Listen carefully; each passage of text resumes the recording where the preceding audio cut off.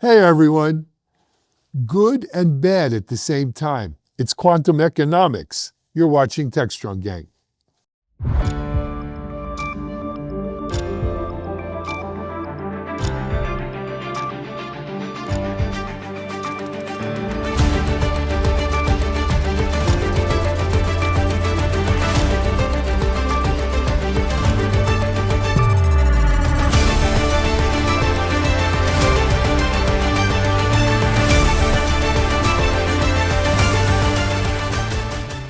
Hi everyone, happy Wednesday. Welcome back to Techstrong, gang. It's right, it's hump day. We are, sometimes it amazes me. Once you get into that kind of wind tunnel or that, down the stretch towards the holidays, it just seems like time accelerates, right? So here we are. It's the 29th. We have Halloween this weekend. Always a fun time. I don't know what you guys are planning to dress up on or do for Halloween, but it's great. Halloween was always big to me as a kid, but I must say it's become a much bigger holiday than the last 10, 15 years maybe, right? I think it's not just for kids and candy anymore, right? It's really become a celebration. Anyway, but we've got a lot more to do before Halloween, including a great Techstrong Gang show today. Let me introduce you to our Wednesday panel members. And I feel like this is our normal Wednesday panel. This has become rather locked in. Stability in the gang. Of course, we've got Chris Blask, Kate Scarcella, Dan O'Brien, Mike Vizard. Welcome, gang members. It's good to see you. I know some of you have toothpicks holding your eyes open, having stayed up late for a Dodgers game the night before, a Dodgers-Blue Jays game, excuse me. Appreciate you all getting on here. So I wanted to first talk today, I kind of hinted at it, about quantum economics, right? And we can really see the drum beat, the drums beating here towards Q-Day, towards quantum becoming more real. We're seeing it a steady flow, not only in kind of tech media, but even in the mainstream media. And usually, where there's smoke, there's fire. You can have smoke and fire, smoke, no fire, fire, no smoke, all of those at the same time in a quantum future. But, a recent announcement came out now, the US government in talks to take stakes in quantum computing startups. Mike, you could probably guess where I lay on this, but I'm going to throw it out at you to kick us off. So there's a report in the Wall Street Journal talking about how the U.S. government is at least talking about $10 million stakes, and I think that there's 4 or 5 of these startups. And what's interesting about all this, from my perspective, is we see that Google and IBM and all kinds of folks are investing heavily in quantum computing. So I'm not quite clear why the U.S. government feels the need to invest in a couple of startups. And Alan, I'm going to toss that back to you, but is this, maybe just putting the thumb on the scale in a way that's not good? Or are we setting the stage for something bigger, like, I don't know, the nationalization of quantum computing? So let me try to be fair and balanced here. Okay? There's nothing the matter with investing in quantum technology. If we deem it a strategic imperative here in the US, we should invest in it. We should. However, the way that it's been, if we're going to do it the way we took stakes in Intel and have invested in some of the AI stuff, it's totally wrong. Because we can't have a tech bro oligarchy. And that's my fear, is that the people who this particular administration are going to invest in are going to have to take an oath of loyalty. They're going to have to be part of the old gang, of the tech bro oligarchy, and that is wrong. You want to do this right? Do it the way the rest of the world does it. Set up a sovereign fund with real principles of who we invest in, why we invest in them, what our goals are, right? This is not like a brand new playbook. And you go out and you pick the companies that you think are gonna be winners and you think are gonna help your national interest. There are plenty of countries that do this well with a sovereign fund. Instead, my fear, this is going to be run like a slush fund by MAGA to reward their followers and punish their perceived adversaries. And that, I don't want my tax dollars going for that. You're right. I'd rather let Google and IBM and AMD and the rest do their thing. It's a shame that we can't act like adults and reasonable people and do this the right way, because it is that important. It is that important. The progress is coming faster and faster. You can feel the momentum building here. Let's not fritter it away over like everything else lately that we do. We'll talk more about it, I think, in the third session today, the third section today, politicizing our strategic interests. And that's a problem. I'll throw it out to the rest of the gang. Dan, what's your take here? Because, under the heading of fair and balance, let's see if there's another point of view. Listen, I think it's a complicated topic. Alan said earlier, where there's smoke, there's fire. I'll throw another saying out there, right? Things happen slowly, then all at once. Putting the politics aside for a second, clearly there's a lot of progress happening in quantum computing, right? It's the age-old argument exactly how far we are away from, real useful quantum computing, but it seems to be getting closer and closer. Quantum is very much one of those problems, one of those challenges where it's really a convergence of technologies problem. And when when everything kind of times itself right across hardware, software, cooling, the cryogenics, all the things that need to, intense engineering that needs to come together to make this thing real. It does feel like we're getting closer and closer. I think, back to maybe more a little bit of the politics side of this. This is a game-changing technology. To the degree we think AI is a game-changing technology, quantum is even more so a game-changing technology, right? The ability to discover things that were previously undiscoverable, massive opportunity to disrupt a number of different industries. I think this really gets into a question of, and this is a big question that we got to figure out whether we actually want to tackle or not, but where does the defense industry begin and the technology industry end, and vice versa, right? Defense and tech are increasingly getting closer and closer, blurrier and blurrier. And listen, the amount of money we're talking about being invested into these quantum computing companies, it's kind of a joke, right? If you consider it as part of, what we spend on defense overall, I mean, it's truly a drop in the bucket, right? I think it's a little bit interesting the way they're doing it because, listen, the U.S. government's a massive investor in the technology industry. And when I say that, I mean as a customer, right? They decide winners and losers in industries based on where they put federal contracts. And, the entire tech industry benefits, from a lot of that. Typically, that's the way they would do it.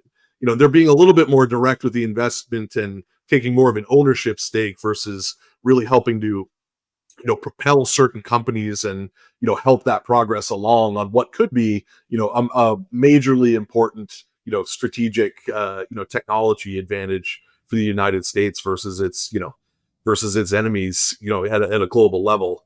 I think the reason they're doing it this way, Dan, competitors were signing the treaties this week, supposedly. They're not enemies. Fair. Maybe not enemies, too strong. But, I think this administration, to some degree, measures itself daily in the performance of the stock market, right? And I think that's where, the politics are blending a little bit on how they're investing and what they're really after. I think a lot of this is really trying to make sure that we shore up a really important industry and a potentially massively disruptive competitive technology out there.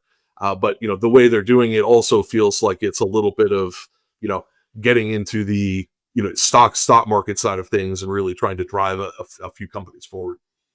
Chris, to Dan's point, Are we in danger of creating something that starts to feel and smell like the technology industrial complex? And do we need to kind of bring Eisenhower back? Yeah, I mean this tickles my my libertarian bones. Right around the turn of the century, I was deep into Ayn Rand. Bill Redpath was the chair of the American Libertarian Party, and we had a long conversation right when I was moving out of that phase of my political life. Where at the end of it, I just love it, right? Because he said, I think as a former libertarian, he said, "Look, I know we need social programs. I just hate freeloaders, right?" And I get that, so I get that entirely. And I think this is one of these times where I'll just agree with Alan in your very basic arc. As an American, as a capitalist, free speech, democracy, all these wonderful things, libertarian ideals. I'm happy to let those ideas compete, and I think they compete better for nation states when you take more of the approach that you're framing, Alan, right? Just like let the market actually work itself out, right? That stuff actually does work. You start putting politics in it, and somebody else won't, and it'll be better, faster, cheaper, and they will get the lead, and that will determine itself, right? So it's less worth, I think, arguing about it on a moment by moment basis. That's sort of when it's the hold my coffee. It's like, really, you want to go down that path? All right, you look around, it's like, who isn't? I'll be talking with these folks over here, and when you find the error of your ways, and and look, it is a complicated world. And to be fair, I could be wrong at any one of these things. Sometimes it's the right time to do the wrong thing. But it's hard to avoid the nested jokes in a quantum topic because you guys have already used several of them. But this may be several things at once. But to me, this makes on my teenage days reading Ayn Rand, sound like an object lesson. It is. It is. It is. And Dan, to your point, you're right. It's $10 million. That's chump change in today's marketplace. So they're not doing it because that money in and of by itself is going to hoist. It's more the optics. It's they're trying to create an. What they're doing is they're anointing their chosen ones, and if their chosen ones happen to be people who swear fealty to the administration or to a particular political movement, well, that smacks of oligarchy and fascism and all of the bad things we don't want to be, right? If they set up a fund and said, hey, we're going to run a contest and we're going to have a panel of blue ribbon VCs, a panel of blue ribbon scientists, a panel of experts who are going to pick the next generation of quantum leadership, and the prize is a $10 million investment from the US government. Man, I'd sign on for that today. I think that's the kind of things that we used to do. We could do that good. Not handing it out to my loyal supporters as a thank you. But let me get away from the politics for a second. I just did an interview this morning with the CTO of Cloudera from over in Europe. He's had some serious positions in quantum actually for the EU. And he said something to me that I think we need to remember. When you look at, let's say, the previous 3 or 4 stages, if you will, of the Industrial Revolution, there was always sort of one key technology that, was the catalyst for an industrial revolutionary age. The steam engine, for instance, right, brought about a huge change, an industrial revolution. The internet brought about another stage of the Industrial Revolution. And one could argue that shortly thereafter, not long thereafter, the cell phone, right, has ushered in another era. He said, how lucky are we? How lucky are we that we have AI, quantum, and robotics all converging and playing off each other potentially here at the same time. at the same time. Then you throw in some of the other nanotechnology space, some of the other things that we've got going on right now. And man, what an exciting time to be alive. I mean, you talk about the new friends. So I was born in 1960 and I grew up in the 70s, but we kind of idolized the 60s. And the whole Kennedy thing was the new frontier. What an exciting new frontier to live at this convergence point where we have at least three technologies coming together. Each one of them can kick off its own industrial revolution, right? This is an amazing time for mankind, for humanity. I don't want to use the word mankind because it sounds too male. Oh, I want to pull Kate in here for a second. Kate, let's imagine, if you would, you're working for a company in the quantum computing space, and you wake up one morning to discover that the United States is investing $10 million each in 5 different companies that are competitors of yours. What's kind of your reaction? What's your kind of, thought process as you kind of wake up one morning and go, hey, the United States government is betting against me? So, as you know, I love, so to pivot real quick to Alan and the Industrial Revolution, 5.0, I think it's extremely important. I don't know why we are rewriting the way that we have succeeded in the United States. And from your point of view, if the United States government was putting money into my competitors, I would be really worried, meaning that I think the playground changed on me and I wouldn't be able to get the ball to play basketball with the other folks, And so if you can't play, even though I have really good technology, I would be really concerned. And I hate that we don't let companies fail if they should fail and let the good ones succeed. And we are playing with things that the government doesn't understand. We are barely getting our hands around this, and we're in the IT industry. So we're expecting government to jump in and play in an area that, they really don't understand. I wouldn't be so happy. Agreed. I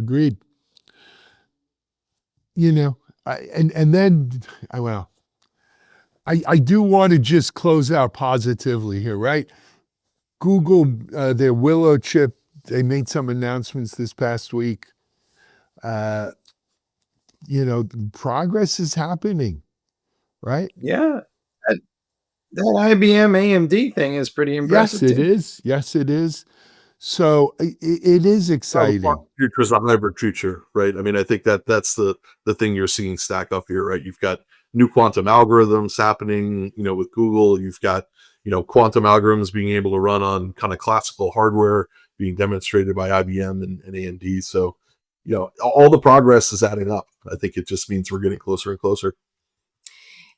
And if I could just add one thing real quick, I was watching Mary Erdos from JP Morgan Chase this morning on Bloomberg News. And what was fascinating to me was she said that she wants somebody with curiosity. That's what she wants today. Like when she hires a person, she doesn't care so much about talent. She wants somebody coming who's curious and with questions. And that's where I think we are today. I agree with that, Kate. I think that is. I want people, if I've got to tell you to use AI or to see what quantum can do for you or what physical and robotics can help us with, I don't want you working for me. I want people who can't wait to sink their teeth into new stuff like that. And we'll see. We'll see what happens. Anyway, we're overtime on this one. We need to take a break. Let's come back and talk about Qualcomm and Qualcomm AI. You're watching Techstrong, gang. You've earned it. The spotlight, the responsibility, the weight of teams, companies, and entire industries fall on your shoulders. Lives depend on your decisions, your home life included. At work, you're protected, physically and digitally. Nothing gets through your team without a fight. But in a globally connected world, everyone sees you, including those who mean to cause you and your organization harm. And now home, your sanctuary. Attackers see an opportunity. Your digital front door is wide open. And what compromises your home can breach your boardroom. Because the devil's greatest trick isn't targeting your workplace firewall. It's convincing you that your personal life isn't at risk. Black Cloak. Digital executive protection, defending the new attack surface. Your personal life. Hey, folks, we're back and maybe talking about something that might happen sooner than quantum, but Qualcomm is out there saying that they're going to build an AI chip, and it might take a little while for that to find its way in the marketplace. But Dan, Wall Street went crazy, and everybody decided that this was the greatest thing of the week. And I don't know, what's your take on it? Because I'm of two mixed minds. One is, well, I'm happy to see another supplier. And the second part of it, though, is I feel like this was a pre-announcement that goes under the heading of, as soon as I get off this couch, I'm going to kick some ass. Well said, Mike. Yeah, no, I think the market reaction was positive. It's certainly, enabling kind of a narrative shift from Qualcomm in terms of their exposure, to this massive AI infrastructure build out. Listen, I think it's going to be a few years before we see, just how impactful it is to them. They've got a nice, interesting roadmap that they've laid out there. There's some interesting differentiated bits, particularly around, low power use of low power memory versus high bandwidth memory. Clearly, I think a sign of kind of the maturing AI landscape in a lot of ways, and that, they do seem to be focused on, kind of specific use cases. As things really kind of get optimized as we scale out, they seem to be really coming at it that way. Announced two different kind of generations of systems. Interestingly, this was not just a chip announcement. This was a full rack scale system, right? So, seeing that, that trend is really kind of stuck in the market, and that's the way that people are coming at it. I think this is a long-term game for Qualcomm, right? I mean, do I think this is going to be a massive needle mover on their revenue in the very short term? No. But I think, they're announcing their intent. They're building an ecosystem. They're targeting a specific part of kind of the inference, use case. Qualcomm's always done really well on, the edge on mobile. They're really the dominant player in that space. And as AI gets closer out to the edge, and we see more and more of these use cases scale where, large models, consumer AI, out there, on device, I think it's a really interesting play for that. You got to remember too, if this is a long-term play for Qualcomm, 6G is what, 5 years away. Think about wireless data centers. They've got an interesting angle to play from a long-term perspective that, nobody else has. You think about the amount of cabling and needed in a data center. There's an enormous amount of expense there. And I think, Qualcomm has some disruptive technologies in their technology arsenal that, could really give them an interesting long-term play as the market matures here. But, clearly the stock market loves the narrative, loves the angle. But, we'll see kind of how impactful it is from a revenue perspective over the years to come. So look, I commend Qualcomm for doing this, right? Because I think, there are two kinds of people in the world, two kinds of companies in the world. There's one set that looks at it and says, wow, NVIDIA is an 8,000-pound gorilla. They have years of a head start, it seems, in this AI chip race. And why even bother? Right? Why even bother with, let's find something complementary to them, or, work with them. And then there's the other kind of people who say, you know what? I'm going to chip away at that stone. And I realize they have a dominant position today, but it isn't always going to be that way. And if I don't start now, I'll never get there. You got to start somewhere. And you know what? You look at AMD versus Intel in the PC wars of the 90s and 2000s. It was the same kind of thing. It was, kind of shoveling sand against the tide a little bit at sometimes, it seemed. But their day came too. Their days come too. And Qualcomm and everyone else getting into this AI chip, including AMD, right? Look, AMD's had some great success recently in this AI chip business. So we need to foster competition. Competition is good. It'll keep NVIDIA on their toes, right? And keep them trying to maintain their lead. Like Dan, like you said, 6G, when and if it becomes real and how well it's implemented could be something that tips the scales into the Qualcomm's favor because of their expertise there. Competition, going back to what we spoke about in the last segment, competition is good. That is kind of the American way. We don't want monopolies or government, mandated winners and losers. Competition's a great thing. I applaud Qualcomm for doing it, and I'm not surprised the street has as well. Dan, when do people kind of design products around chips? And I'm asking the question because if I look over at NVIDIA, they'll tell me about like Blackwell is coming, and gave me like a year and a half lead time on them, and then we all sat around and waited to see if they could actually do it.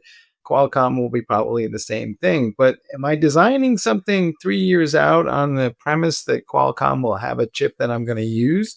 Or do I design something that kind of assumes that there is some chip from somebody that I'll use when it's available, but I don't really know for sure who's got what when? Yeah, I think the relationship between the leading chip makers, and let's be honest, there's a handful of meaningful chip makers in the world. There's a handful of meaningful OEMs and ODMs in the world. And the engineering relationships between those companies are incredibly tight, right? I mean, they're sharing 3 to 5 year roadmaps with some level of specificity, and 5 to 10 year roadmaps that have, probably a little bit of a higher level of abstraction, right? So, this is not a world in which, you don't know what's going to be available for you. You're looking at these roadmaps, you're talking to all the suppliers, and you're really using all that information to design what you're making, as somebody who uses chips as an input to some other larger good or service that they produce. So I think there's a pretty strong telegraph signals being sent by everybody within the industry on kind of what's to come. Like I said, I think Qualcomm's got an interesting play here from a long-term perspective. Near term, I think it's more of a narrative shift and less something you'll see in the actual results. But this is a massive market with an incredibly large TAM. If they can find a few use cases where they can pick off 10%, 20% of the market, I mean, that's billions and billions, hundreds of billions of dollars, right? We've talked a lot about how Qualcomm excels really in mobile on the edge. I can't help but think of the world of physical AI. They're a big player in that space as well. And as we launch all of these, autonomous physical AI driven robotic devices out into the world, they're going to need connectivity that will likely, come through a cellular connection where Qualcomm's dominant. And that could easily go back to a server farm where, they're running AI inference on these massive Qualcomm racks, right? So, I think it's easy to be skeptical, given, they're entering the market a little bit late relative to some of their established competitors. But this is a company that has really led the mobile and internet revolution in a big way from a network perspective. And I would not call them out. Mm-hmm. Great. Chris, you're building out AI apps.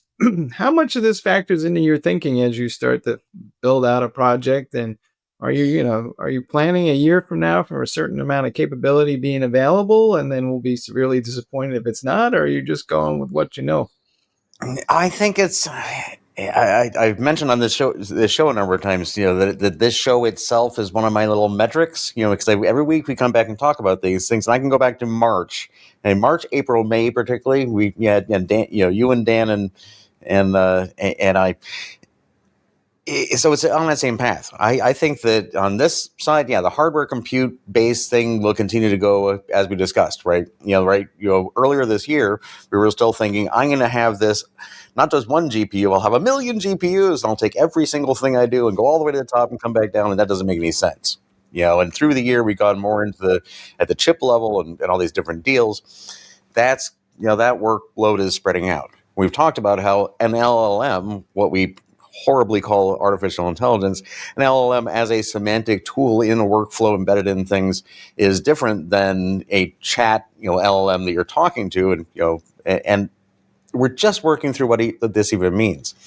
So all of this, almost everybody on the screen here is more expert than I am to say at this particular point these individual moves are right or wrong, but they're all going in that direction, right? This is, it's Alan. You said earlier, this is one of these times. It's fascinating. All of quantum, the last segment, that's happening, and we've all been seeing that coming, and that's happening now. Oh, AI is coming, and we saw that coming, and that's happening now. Oh, and by the way, it's semantic systems. Hold my beer. That's the next segment. We'll talk about that. And turns out we built trillions of chips and put them everywhere, and most of them really aren't doing anything. But now we can be smart enough to actually make them all work, the ones that are already there, much less the ones we're building next. So I don't expect to be disappointed at all. I think our ability to tap the hardware is limitless. I don't know. Mm-hmm. Alan, do you think that the CEO of Qualcomm will be making a trip to Mar-a-Lago to bend the knee looking for a little extra cash to fund this? What do you say? It's not the cash. It's this is kind of like Don Vito going to visit Don Cecchi to get permission for Genco olive oil, right? It's not the cash, it's the blessing, if you will, of excuse me, maybe being part of this AI factory building buzz or what have you, right? Being one of the anointed ones. It goes back to what I said before about the investments in quantum. We shouldn't have the U.S. government anointing our winners and losers, especially based on who bends the knee, not, right? One of the principles of America and the American way of life is the guy who comes up with the better mousetrap wins, right? The best and the brightest, not the weakest and the most kissed butts. And so I hope not, to tell you the truth. I don't think they need to. I think, look, Qualcomm is a quality, no pun intended, Qualcomm's a quality company, right? They've built an amazing business. We haven't even mentioned, no one's mentioned, look, the success they've had with Snapdragons on PCs, right? And what it's done to the price points for PCs. I don't know how many of you go shop for laptops anymore. But man, I think there's some inherent government support, though, Alan, right? Like, I don't see a future in which, we have Huawei towers going up as the 6G build out. No, happens, right? Qualcomm will have it. These are markets where there's 1 to 2 players, kind of on each side of the geopolitical divide. And they're inherently going to get the backing of, not only the U.S., but a lot of large Western governments. I mean, you don't want a monopoly either, though, right? You want competition. Right. But to be fair, and to Dan's point, do we have a choice but to not fund these companies, because we are up against nation states like China that are funding all kinds of stuff on their side? Come on, that sounds like Red Scare bullshit, honestly. You know what I mean? Well, we've got one fab, right? We've got one memory company as a nation, right? Across all the critical layers of the stack, there's 1 to 2 winners, right? Well, if you talk to classic VCs, there's always 3 winners. You need 3, right, for the market. You need 3. And if we are in company, this was my thing with Intel. I'm not against funding Intel and keeping Intel viable if it proves that it can be viable, if you will. Not that it's propped. I mean, you go back to what Ronald Reagan said about tariffs and stuff like that, and I hope, no offense to my Canadian friend there, but if you go back to what Ronald Reagan said about tariffs, he said one of the weaknesses of it is it creates an artificial market where the companies are being propped up because they're not truly competing, right? We need a strong Qualcomm to compete on the world stage. I mean, I look at the 2 vectors, right? We can compete on performance and we can compete on economics, right? I think on some of these critical technologies, they'll kind of be okay losing on the economics as long as you win on the performance. By the way, I don't believe in the 3 company rule. There's actually just 2 winners and a third company that hasn't figured out they lost already. Well, most markets, there's more than 3 companies. And that's the key, right? And that's why in the Olympics, you got your gold, silver, bronze, and then everyone else. For sure. I just think on the markets where, the barrier to entry is so high and the amount of investment needed is so high that tends to gravitate more towards winner take all, that kind of a healthy competitive environment, right? You've seen that at hyperscale cloud. You've seen that in semiconductor fab. You're seeing that now, in AI models, anything where, you're measuring the investment in hundreds of billions of dollars, defense sector, no different. Seems to gravitate more towards that oligopoly model. So a couple of things there. Let's take the hyperscale cloud. That's exactly where I was going to go. AWS, Microsoft, Google, 3, right? And IBM. IBM had a cloud. Well, but you know what? To be fair, there's the top 3 and everyone else. Oracle's now a player, I would say. Oracle's a player too. Top 3 and everyone else. Take another one that you mentioned there, Dan, and my brain's blanking on me. AI. You've got OpenAI, you've got Anthropic, maybe Perplexity, right? Or another Elon, Grok, right? You have at least 3 players there. Yeah, well, and Meta, you got at least 3 players. And the entire open source community, but well, that's a whole nother story. Yeah, we always used to say we would be competing against other. Yeah, other had a huge or block. competing against a spreadsheet. But I think it's good because I think having competition hastens and fosters bringing out the best in people, healthy, competitive. Right, not weighted or anybody putting thumbs on scales. Intel was driven by AMD. AMD may have always come in second, but they drove Intel to stay one step ahead. Absolutely. It's the same thing at play here. It's what makes it's the market. That's what makes the market, right? If you're not pushing as hard as you can, someone else is, man. And they're right on your heels. And that's what keeps us moving. That's what keeps us moving, right? No matter if you're the leader in your space, you're always kind of looking over your shoulder a little bit, saying, hey, who's coming up fast? And if there's no one coming up fast, I think it's just human nature to kind of take your foot off the pedal a little bit. Anyway, hey, we're over time on this one, and we've got still another segment to go. So let's take a break here on The Gang. We're going to come back and talk about the politics of AI. Discover Techstrong Group, the epicenter of tech innovation. We're your go-to for reaching IT leaders and practitioners worldwide. Our secret? Impactful content that sparks awareness, engagement, and top-quality leads. With us, you'll access editorial websites, streaming videos, virtual events, custom content, analyst research, and more. Join our satisfied clients. Let's revolutionize your tech journey. Contact us today and tell your story to the world in the most powerful way with Techstrong Group.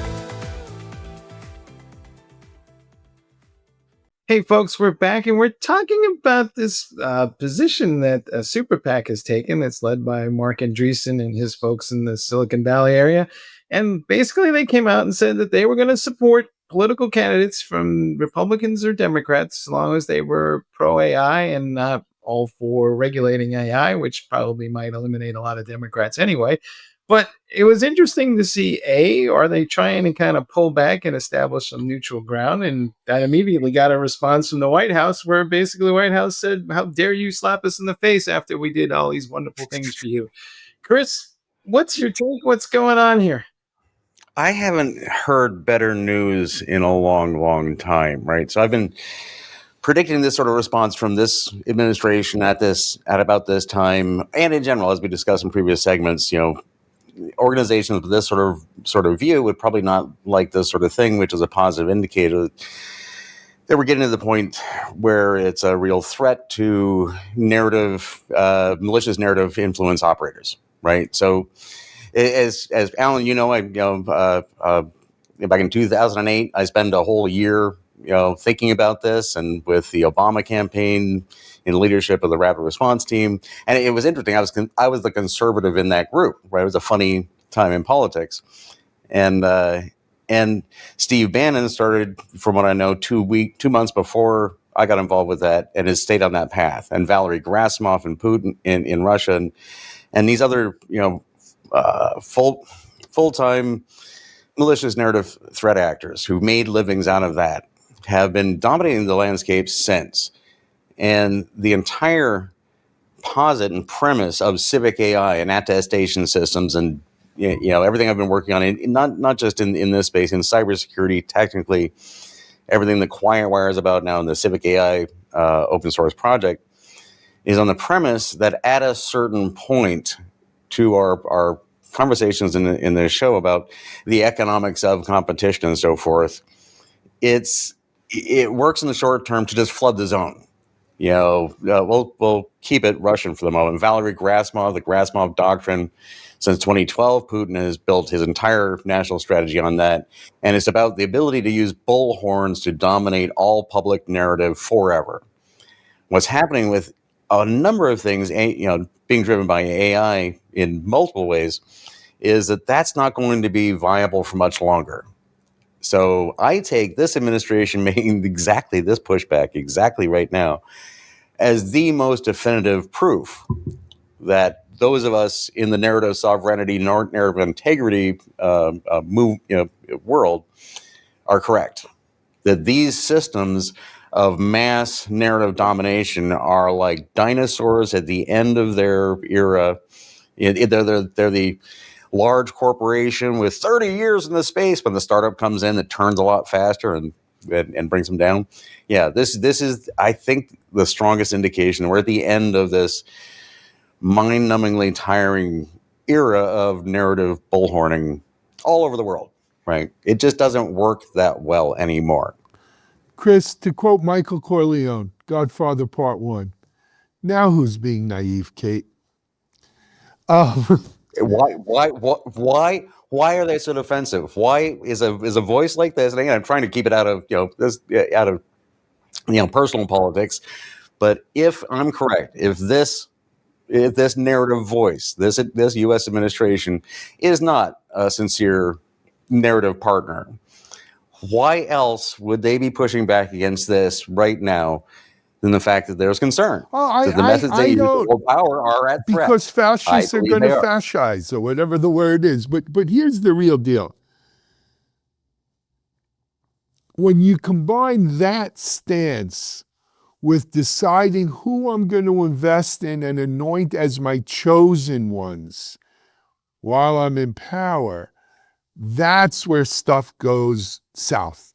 I don't know if south's the right word. That's where stuff goes bad. In the grain capital, in this, economics is money, or money is speech in a way. I don't want to get into that whole thing, but in the same sort of way, again, as we said in the last segment, I like libertarianism. I maybe seem like a socialist in today's environment, but I'm a capitalist, libertarian, freedom of speech, narrative integrity fanatic. And I'm that way for a reason. I think there's competitive advantages. And I think certain actors on the global stage that I am not in favor of are making moves defensively that show they're weak, that their approach so far is wearing out. Absolutely. And others, if they don't do it right, others will. I hope so. Mike, to your point, I don't think it's necessarily just Democrats who are looking to regulate AI. I think that shows that, to Chris's point, you've been sucked into the narrative, right? Because I remember someone who runs X starting a lawsuit that wanted to regulate AI. And I remember the people who signed, the 100 people who signed the pledges about let's stopping AI. I don't think that was necessarily a Republican or Democrat thing either.